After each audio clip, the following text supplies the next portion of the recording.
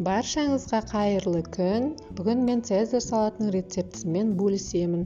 Өте жеңіл, оңай және де дәмді болып шығады. Ал ендеше жасап көрейік. Алдымен құстың филесін немесе төс етін тұздап, оған паприка саламыз және де сұйық май құйып, 2-3 сағатқа маринаттауға қалдырамыз.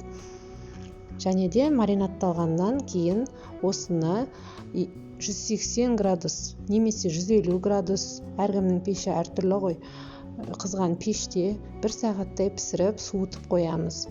Одан кейін мен батоннан осылай кубик қылып кесіп алдым. Оған паприка септім, 1 қасық тұз салдым және де сармайды ерітіп құйдым да араластырып сухарик қылып духовкаға пісіріп алдым.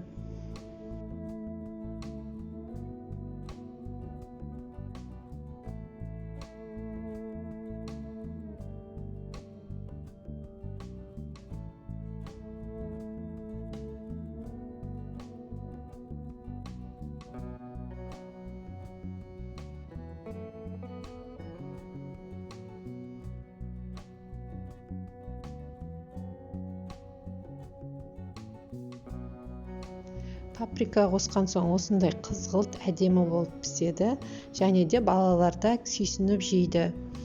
Осыдан кейін суыған филемізді осындай жұқа етіп кесіп аламыз.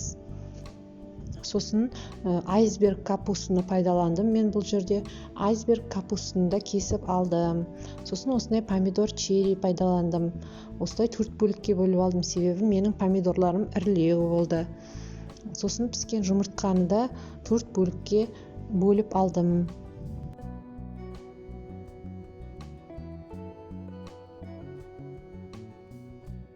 Бұл салатқа мен готовый цезарь соусын пайдаландым.